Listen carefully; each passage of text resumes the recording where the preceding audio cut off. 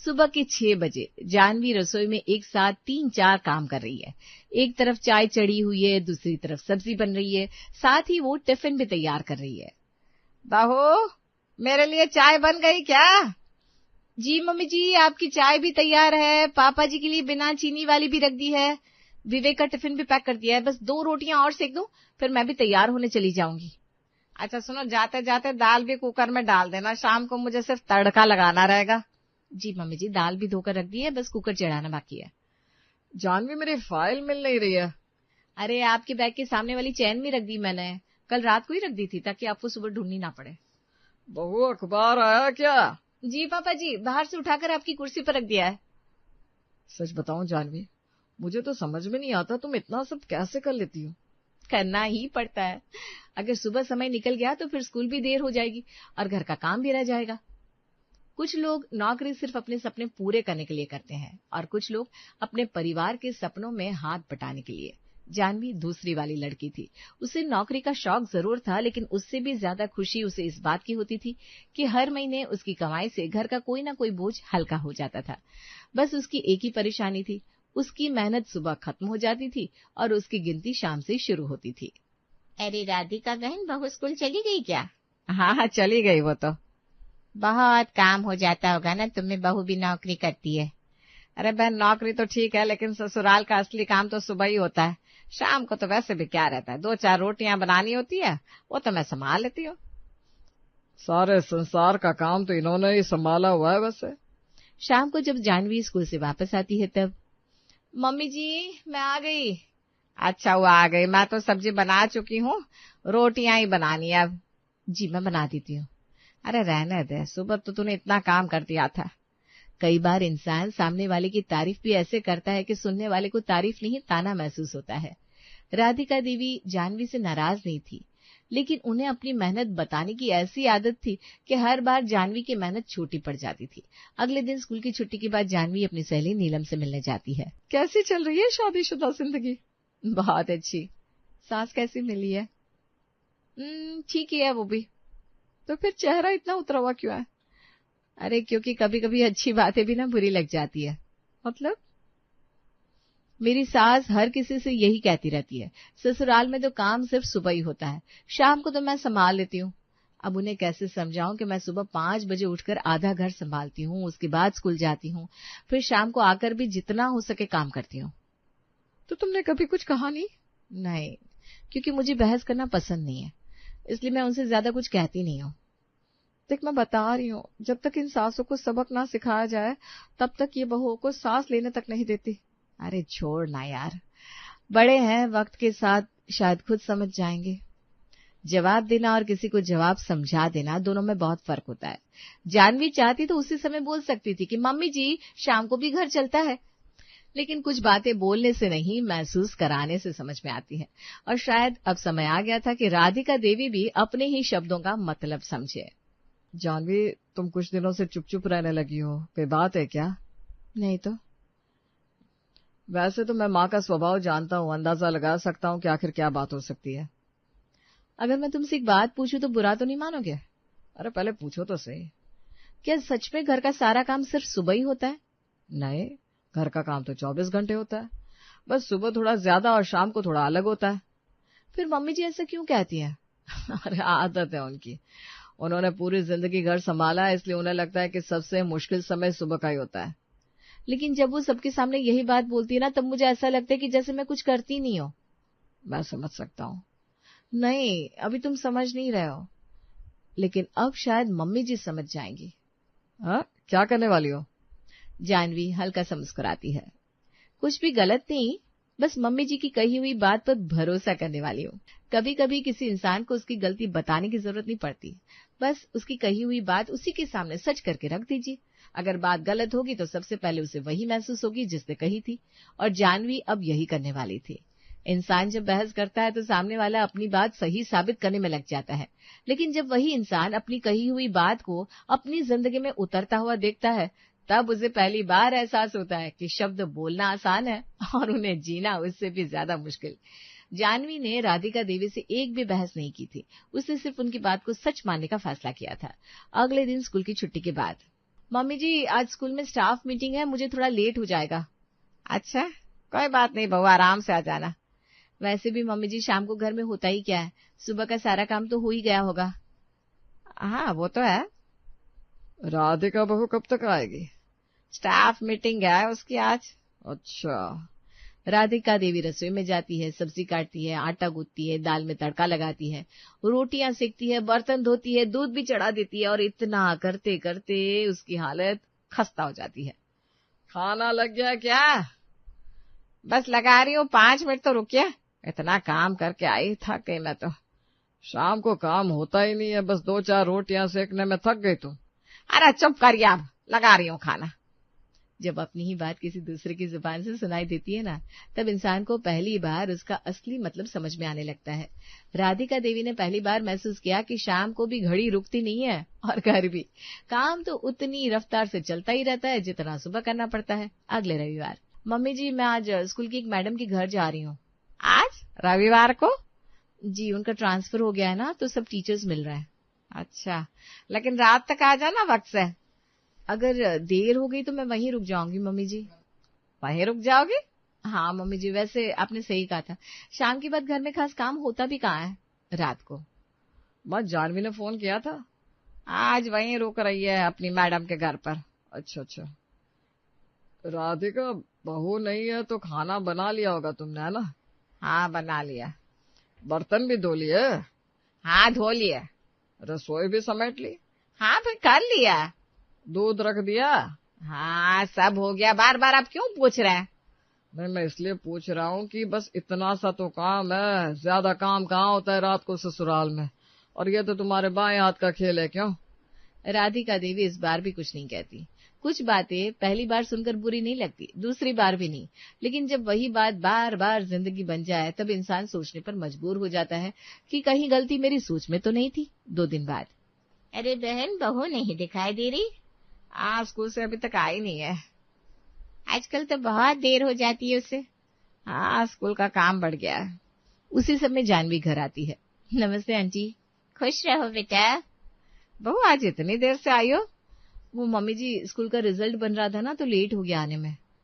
अरे फिर घर का काम तो अभी बाकी होगा। आंटी, मम्मी जी तो हमेशा कहती है ससुराल में काम तो सिर्फ सुबह ही होता है, शाम को तो कुछ खास रहता नहीं, इसलिए मैं भी निश्चिंत रहती हूँ। अब 2-4 रोटियां तो मम्मी जी सेक ही लेती है। जानवी हर बार वही बात बोल रही थी जो उसने अपनी सास से सीखी थी। फर्क सिर्फ इतना था कि पहले राधिका देवी उसे दूसरों से कहती थी, अब जानवी उन्हीं से कहने लगी थी।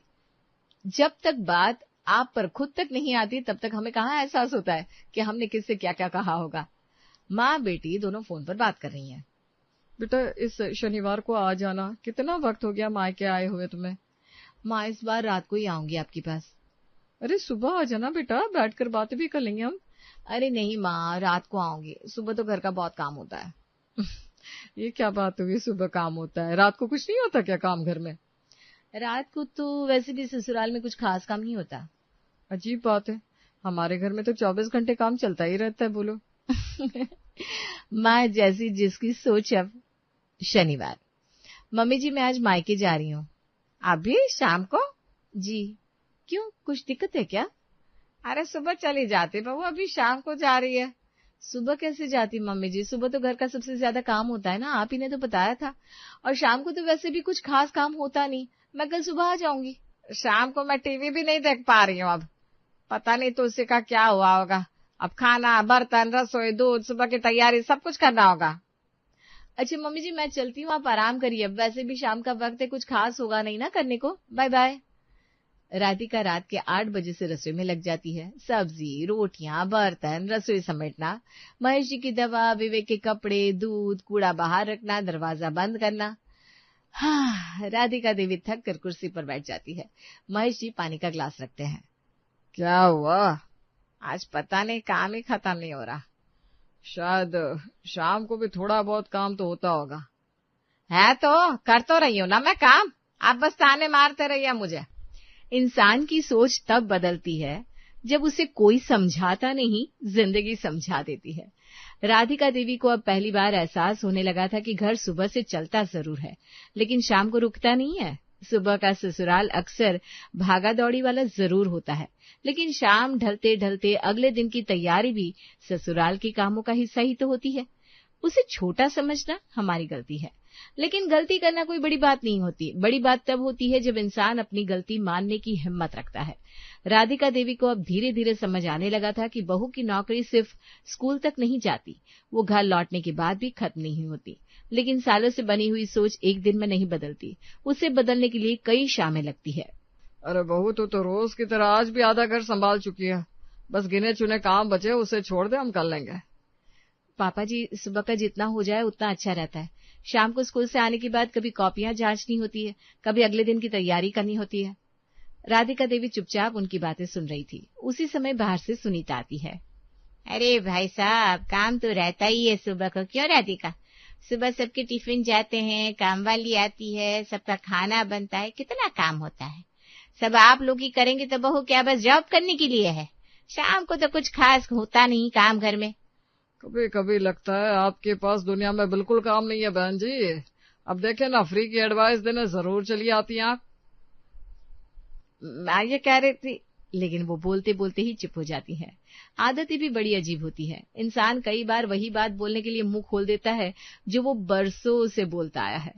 फर्क सिर्फ इतना था कि आज पहली बार राधिका देवी के शब्दों से पहले उनका अनुभव खड़ा हो गया था, इसलिए आज उन्होंने खास कुछ कहा नहीं। ये देखकर महेश जी भी खुद हैरान हो गए थे। उसी दिन शाम, मम्मी जी आज स्कूल में बच्चों का वार्षिक कार्यक्रम था, इसलिए थोड़ी देर हो गई। कोई बात नहीं बहू, पहले हाथ मुंह धो ले, मैं चाय बना देती हूँ। रहने दीजिए मम्मी जी, मैं बना देती हूँ। अरे नहीं नहीं, आज बैठो तो। अरे लेकिन रसोई का काम? अरे रसोई कहीं भागी नहीं जा रही, दोनों मिलकर कर लेंगे। जानवी पहली बार हैरानी से उन्हें देखने लगती है। रिश्ते उस दिन मजबूत नहीं होते जब लोग एक दूसरे की तारीफ करते हैं। रिश्ते उस दिन मजबूत होते हैं जब इंसान अपनी सोच बदलने की हिम्मत कर लेता है, क्योंकि तारीफ केवल शब्दों से की जाती है, और जब आप एक दूसरे की बात को समझने लगते हो, कदर करने लगते हो, तब रिश्ते भी सुधरने लगते हैं। मम्मी जी, मैं चाय बना दूं? पहले तो बैठ, सुबह 5 बजे से भाग रही है। चाय आज मैं बनाऊंगी और रोटियां हम दोनों साथ में बनाएंगे। लेकिन मम्मी जी, एक बात पूछूं बहू, तूने मुझे मेरी गलती उसी दिन क्यों नहीं बताती? जानवी हल्का सा मुस्कुराती है। अगर उस दिन बोल देती तो शायद आपको लगता मैं बहस कर रही हूँ, लेकिन जब आपने खुद महसूस किया तब आपको किसी की बात माननी नहीं पड़ी, अपनी बात बदलनी पड़ी। मैंने तो पहले ही कहा था राधिका, घर का काम घड़ी देख कर नहीं आता। और मैंने देर से समझा। उसी समय विवेक ऑफिस से घर आता है। अरे वाह, आज तो दोनों सास बहू एक साथ रसोई में हंस रही है, आखिर बात क्या है? बात बस इतनी सी है बेटा कि तेरी माँ को आज बहुत देर से अकल आई है। कैसी अकल? यही कि बहुएं सिर्फ सुबह काम नहीं करती और सासें सिर्फ शाम को काम नहीं करती। घर तब चलता है जब एक दूसरे का हाथ पकड़कर दोनों चले, हिसाब रखकर नहीं। घर में सबसे बड़ा काम खाना बनाना, झाड़ू लगाना या बर्तन धोना नहीं होता। सबसे बड़ा काम होता है सामने वाले की मेहनत को देख लेना। जिस दिन ये आदत घर में आ जाती है, उस दिन काम आधा नहीं होता, मन हल्का हो जाता है। बहू जी मम्मी जी। आज से अगर कोई मुझसे कहेगा कि ससुराल में काम सिर्फ सुबह होता है, तो मैं उसे अपने घर एक दिन भेज दूंगी। क्यों मम्मी जी? ताकि उसे भी तो पता चल जाए घर में सुबह जिम्मेदारियां उठती है और शाम को निभाई जाती है। सारा परिवार शाम को एक साथ बैठकर चाय पीता है और घड़ी का उस वक्त कोई काम नहीं था, क्योंकि सुबह शाम के इस काम में अगर हम किसी को ज्यादा और किसी को कम आंकते हैं तो ये हमारी गलती है, क्योंकि घर किसी के ज्यादा काम और कम काम से नहीं, एक दूसरे की मदद से चलता है, जो रिश्तों की बड़ी पूंजी होती है। तो आप भी बताइएगा, आपके घर में काम कब ज्यादा होता है, सुबह या रात को? अमित चाय पीते हुए नंदिनी से, नंदिनी तुम्हारे हाथ की बनी ये इलायची वाली चाय पीते ही ना मेरी आधी थकान तो वैसे ही दूर हो जाती है। आप बस मेरी तारीफ करने का कोई ना कोई बहाना ढूंढते रहते हैं। चाय तो रोज जैसी ही है, लेकिन आपका देखने का नजरिया बहुत प्यारा है। वैसे आज शाम को हम दोनों बाजार चलेंगे, तुम्हें जो भी साड़ियाँ और सामान पसंद आए तुम खरीद लेना। कमला कमरे के दरवाजे पर खड़ी होकर उन दोनों को देखती है और खुश होते हुए मन ही मन, सच में मेरी बहू नंदिनी के आने से हमारे पूरे घर का भाग्य ही बदल गया है। जब से इसके कदम इस चौखट पर पड़े हैं, चारों तरफ खुशियां ही खुशियां हैं। कमला रसोई में जाती है और अपने लिए चाय बनाने लगती है। तभी पीछे से नंदिनी वहां आकर कमला से, माँ जी, आप इतनी मेहनत क्यों कर रही हैं? रसोई का सारा काम तो मैं खुद ही संभाल लेती हूँ। आप बस आराम क्या कीजिए, मैं अभी आपके लिए चाय और नाश्ता बना देती हूँ। तुम जैसी समझदार और गुणी बहू घर में हो तो मुझे किसी बात की चिंता नहीं होती। मेज पर रखी अमित की तस्वीर पर फूलों की माला चढ़ी है। नंदनी सफेद साड़ी पहने हुए जमीन पर बैठी है और अमित की तस्वीर को देखकर रोते हुए, अमित, आप मुझे इस दुनिया में अकेला छोड़कर कहाँ चले गए? एक पल के उस भयानक हादसे ने मेरी पूरी दुनिया को उजाड़ कर रख दिया। अब मैं आपके बिना इस बड़ी सी जिंदगी को कैसे काटूंगी? कमला कमरे में आकर गुस्से और नफरत से नंदिनी की तरफ देखकर, बस करो नंदिनी, अब ये रोना धोना बंद करो। तुम्हारी इस बदकिस्मती ने मेरे हंसते खेलते बेटे को मुझसे हमेशा के लिए छीन लिया। एक एक्सीडेंट क्या हुआ, मेरे बुढ़ापे का एकमात्र सहारा ही चला गया। माँ जी, इसमें मेरी क्या गलती थी? मैं तो खुद अपनी जान से बढ़कर अमित से प्यार करती थी। भगवान ने मेरे साथ इतना बड़ा अन्याय किया है, आप तो कम से कम मुझे मत धुतकारिए। तुम्हारे ये मनहूस कदम जब से इस घर में पड़े थे तभी से मुझे डर था। तुम मेरे सीधे साधे बेटे को खा गई और अब यहाँ बैठकर झूठे आंसू बहा रही हो। अभी सब छोड़ो और जाकर काम कर लो। नंदिनी बाहर जाकर आंगन में झाड़ू लगाती हुई अपने आप से, मुझे जल्दी से सारा काम खत्म करना होगा वरना मुझे फिर से डांट और ताने सुनने को मिलेंगे। नंदिनी रसोई में जाकर बर्तनों को साफ करने लगती है। बर्तनों की आवाज सुनकर कमला अपने कमरे से बाहर निकलती है और रसोई के दरवाजे पर आकर चिल्लाते हुए, बर्तनों को पटकने की तुम्हारी हिम्मत कैसे हुई? दिन भर इस घर में मुफ्त की रोटियां तोड़ती हो और जरा सा काम भी सलीके से नहीं होता। माँ जी, मैं बर्तनों को बहुत आराम से धो रही थी, पर पता नहीं है वो कैसे आपस में टकरा गए और आवाज हो गई। मनहूस कहीं के, रोज तेरा ये उतरा हुआ चेहरा देखना पड़ता है। तेरे कदम इस घर में क्या पड़े, मेरे बेटे की जान चली गई और हमारे घर का पूरा सुख चैन हमेशा के लिए मिट्टी में मिल गया। नंदिनी चुपचाप अपनी आंखों के आंसू पोंछती है और वापस बर्तन को धोने में लग जाती है। कमला भी उस पर गुस्सा करके अपने कमरे में चली जाती है। ऐसे ही दिन बीत रहे थे और कमला अपनी बहू पर जुल्म किए जा रही थी। एक दिन नंदिनी छत पर कपड़े फैला रही थी, तभी नंदिनी की माँ का फोन आता है। नंदिनी अपनी माँ से बातें करते हुए, हेलो माँ। हाँ माँ, मैं बिल्कुल ठीक हूँ, तुम लोग मेरी जरा सी भी चिंता मत करना। यहाँ माँ जी और सब लोग मेरा बहुत अच्छे से ख्याल रख रहे हैं, मुझे कोई तकलीफ नहीं है। कमला अचानक पीछे से आकर नंदिनी के हाथ से फोन छीनते हुए, अगर अपने माँ बाप की इतनी ही याद आती है तो बोरिया बिस्तर समेटो और चली जाओ उनके घर। हमारे घर में विधवा बनकर क्यों पड़ी हुई हो? दिन भर मायके वालों से शिकायत करने के अलावा तुम्हें कोई काम है कि नहीं? माँ जी, मैंने माँ से कोई शिकायत नहीं की, मैं तो बस उनका दिल रखने के लिए झूठ बोल रही थी। मैं अपने मायके वालों को परेशान नहीं करना चाहती। अपनी ये चिकनी चुपड़ी बातें बंद करो और जाओ सीधे अलमारी से अचार का डिब्बा निकालो। मेरी छोटी बहन शारदा के घर बहुत दिन से चक्कर नहीं लगा है, ये अचार लेकर अभी के अभी मासी के घर देकर आओ। नंदिनी भारी मन से अलमारी से अचार का डिब्बा निकालती है और उसे एक थैली में रखती है। वो सिर पर ढका हुआ पल्लू ठीक करती है और मासी के घर की तरफ चल पड़ती है। शारदा मासी के घर के बाहर रोहित और उसका दोस्त आदित्य खड़े हैं। आदित्य, तुम आज बहुत दिनों बाद मेरे घर आए हो, चलो अंदर बैठते हैं। माँ ने आज बहुत अच्छा नाश्ता बनाया है, हम दोनों साथ मिलकर कॉलेज के पुराने दिनों की बातें करेंगे। हाँ रोहित, काफी समय बीत गया था तुमसे मिले हुए। तुम्हारी नौकरी लगने के बाद तो तुम बहुत ही व्यस्त हो गए। चलो चाची से भी मिलकर उनका आशीर्वाद ले लेता हूँ। तभी नंदिनी हाथ में थैला लिए मासी के घर के अंदर कदम रखती है। उसकी आंखें झुकी हुई है और उसका शांत स्वभाव देखकर आदित्य के कदम वहीं रुक जाते हैं। वो नंदिनी को देखता ही रह जाता है। रोहित भाई, ये माँ जी ने मासी के लिए अचार भेजा था, उन्होंने कहा था कि इसे अभी देकर आना है। माँ जी घर के अंदर है क्या? हाँ भाभी, माँ अंदर रसोई में ही है, आप अंदर आ जाइए। वैसे भाभी, ये मेरा कॉलेज का सबसे अच्छा दोस्त आदित्य है, ये आज हमसे मिलने आया है। नंदिनी बिना सिर उठाए आदित्य को हल्के से नमस्ते करती है और सीधे अंदर चली जाती है। तब आदित्य रोहित से, रोहित, ये तुम्हारी भाभी है, इनके चेहरे पर इतनी उदासी क्यों है? हाँ आदित्य, ये मेरे अमित भैया की पत्नी नंदिनी भाभी है। पिछले साल एक बहुत ही भयानक कार हादसे में भैया हमें छोड़कर चले गए, तब से भाभी पूरी तरह अकेली हो गई है और उनका जीवन बहुत कठिन हो गया है। बहुत बुरा हुआ। किसी की जिंदगी एक हादसे के बाद इस तरह पूरी तरह से वीरान नहीं होनी चाहिए। नंदिनी अंदर जाकर शारदा मासी को अचार का डिब्बा देती है। शारदा उसे पानी का ग्लास देती है। नंदिनी पानी पीकर तुरंत वापस बाहर आने लगती है। आदित्य गेट के पास खड़ा होकर उसे फिर से देखकर रोहित से, रोहित, अगर नंदिनी जी अपनी जिंदगी की नई शुरुआत करने के लिए तैयार है तो, और तुम सब घर वाले भी मान जाओ, तो मैं नंदिनी जी से पूरे आदर के साथ शादी करना चाहता हूँ। मैं उन्हें अपनी जिंदगी का हिस्सा बनाना चाहता हूँ। आदित्य, तुम होश में तो हो? तुम ये क्या कह रहे हो? तुम्हें अंदाजा भी है? क्या तुम्हें पता है कि नंदिनी भाभी एक विधवा है और हमारा समाज इस बात को इतनी आसानी से स्वीकार नहीं करता? मुझे सब कुछ बहुत अच्छे से पता है रोहित। किसी का जीवन एक हादसे के बाद पूरी तरह से खत्म नहीं हो जाता। उन्हें भी दोबारा खुश रहने का, एक नया घर बसाने का पूरा हक है।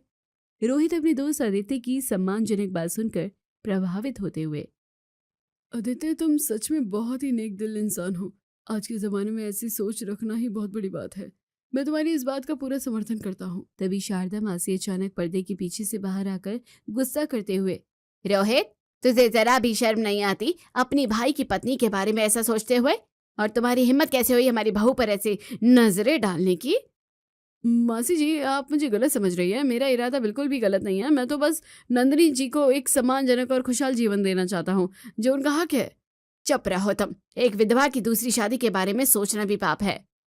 माँ, मेरी बात तो सुनो। भैया अब इस दुनिया में नहीं है। क्या भाभी की पूरी जिंदगी ऐसे ही एक कोने में रोते हुए और माँ के ताने सुनते हुए निकलनी चाहिए? क्या उन्हें खुश रहने का कोई हक नहीं है? मैंने कहा ना कि ऐसी घिनौनी बात दोबारा मेरे सामने मत करना। आदित्य मासी की कड़वी बातें सुनकर अपना सिर झुका लेता है। वो बिना कुछ कहे चुपचाप चला जाता है। कुछ दिनों बाद शारदा अपनी बड़ी बहन कमला के घर आकर उससे बातें करते हुए, अरे शारदा, तू अचानक इस तरह बिना बताए? हाँ दीदी, घर पर मन थोड़ा सा अजीब हो रहा था तो सोचा 2-3 दिन तुम्हारे पास ही आकर रुक जाओ। वैसे भी हमारी बातचीत हुए काफी समय बीत गया था। तभी नंदिनी रसोई से बाहर आती है। अपनी मासी को देखकर वो तुरंत आगे बढ़कर शारदा के पैर छूते हुए, नमस्ते मासी जी, आप बैठिए, मैं आपके लिए गर्मा गर्म चाय बनाकर लाती हूँ। नंदिनी शारदा को चाय पिलाती है। वो रात का खाना खाकर अपनी बहन के घर ही रुक जाती है। सुबह झाड़ू की आवाज सुनकर शारदा की नींद खुलती है।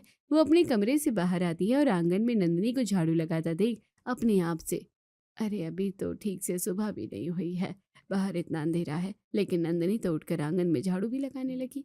शारदा चुपचाप दीवार के पीछे खड़ी होकर देखती रहती है। नंदिनी भारी बाल्टी उठाकर हैंडपंप से पानी भरती है, फिर रसोई में जाकर नाश्ता बनाती है। ये सब देखकर शारदा मन ही मन, बेचारी अकेले कितना काम करती है, ये सोचते हुए शारदा अपने कमरे में वापस आ जाती है।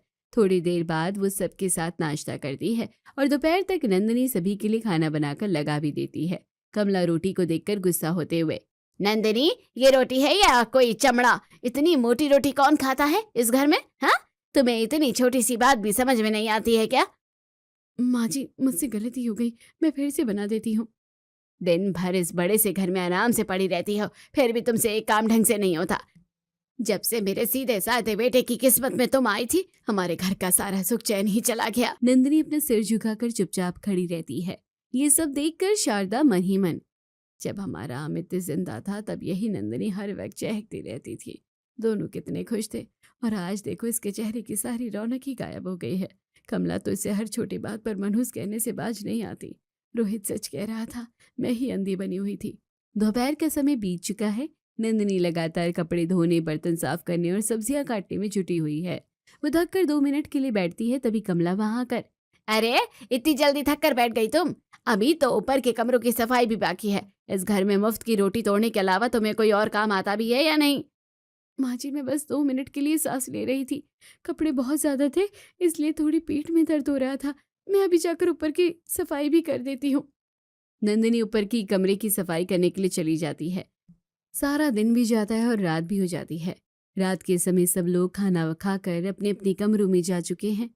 नंदिनी रसोई में बची हुई सूखी रोटियां खाती है और बर्तनों को समेटकर अपने कमरे में आती है। वो मेज पर रखी अमित की तस्वीर को उठाकर, अमित, अगर आज आप मेरे पास होते तो शायद मेरी जिंदगी का ये हाल नहीं होता। शारदा नंदिनी के कमरे के बाहर खड़ी होकर ये सब कुछ सुन रही थी। शारदा की आंखों में आंसू आ जाते हैं और वो खुद से, हे भगवान, इस बच्ची पर इस घर में इतना जुल्म हो रहा है और मैं समाज की दुहाई दे रही हूँ।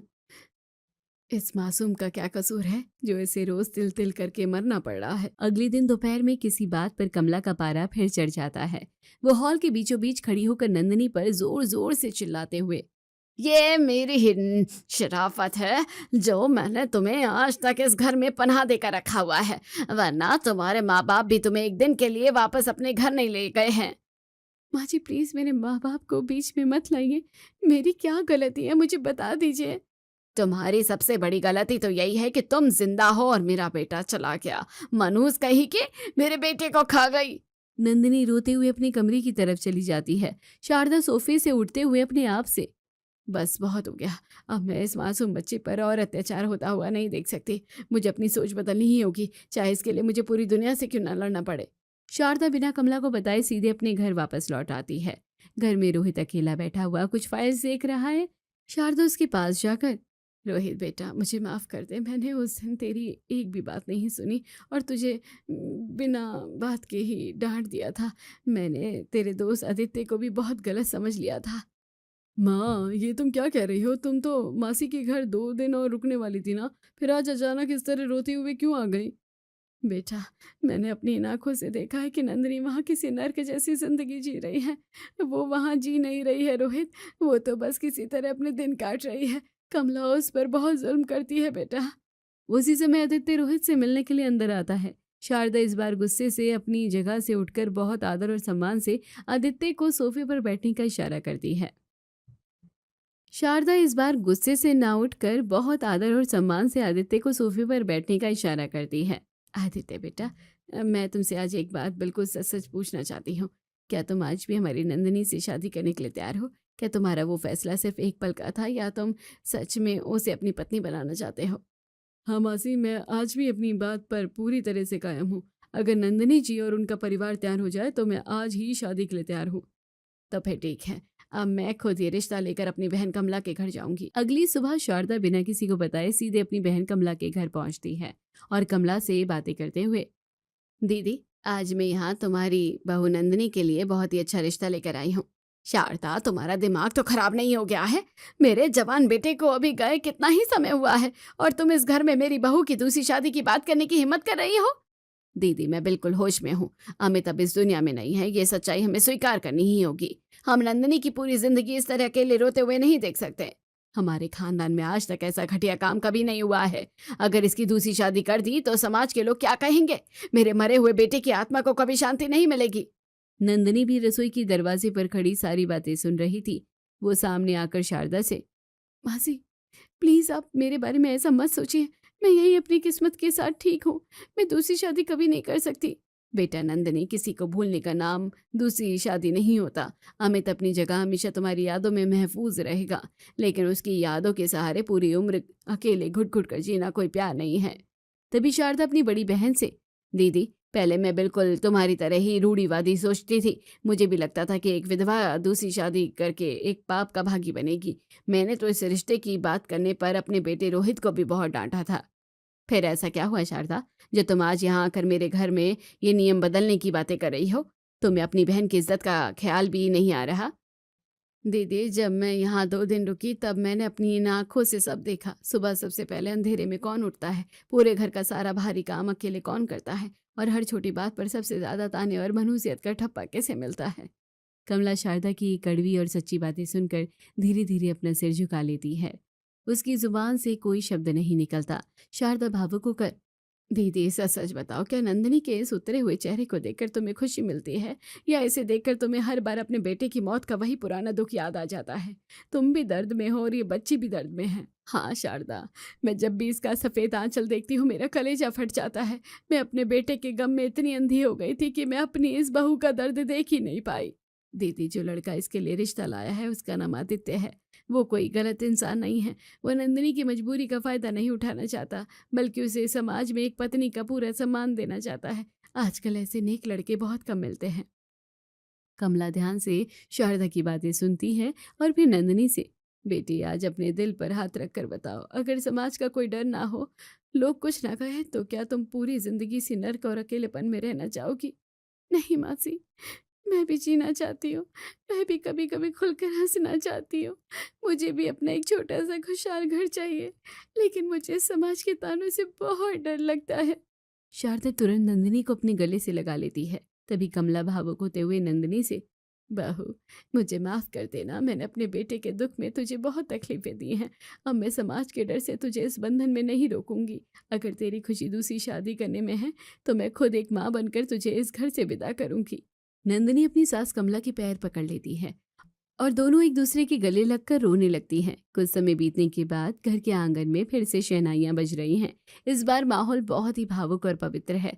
साधारण लेकिन बहुत ही सुंदर तरीके से नंदिनी और आदित्य की शादी की रस्में पूरी हो रही हैं। कमला अपनी बहू को एक बेटी की तरह लाल जोड़े में विदा करते हुए, आदित्य, मेरी बेटी की खुशियां पूरी तरह से तुम्हारे हाथों में है। मुझे पूरा विश्वास है कि तुम इनकी जिंदगी को हमेशा खुशियों से भर दोगे। आप चिंता मत कीजिए, नंदिनी सिर्फ मेरी पत्नी नहीं, मेरे घर की लक्ष्मी और मेरा सम्मान है। जा बेटी जा, इस बार ये आंसू किसी दुख के नहीं बल्कि तेरी नई जिंदगी की खुशी के हैं। इस बार अपनी जिंदगी अपने लिए खुलकर जीना, यही मेरा आशीर्वाद है। माँ जी, आपने आज मुझे इस समाज के दलदल से निकाल कर एक नया जन्म दिया है। मैं आपका यह एहसान जीवन भर कभी नहीं भूल पाऊंगी। नंदिनी आदित्य के साथ धीरे धीरे कदम बढ़ाते हुए गाड़ी की तरफ बढ़ जाती है। कमला और शारदा दोनों हाथ जोड़कर भावुक चेहरों के साथ उन्हें जाते हुए देखती रहती हैं और ये कहानी यहीं समाप्त हो जाती है।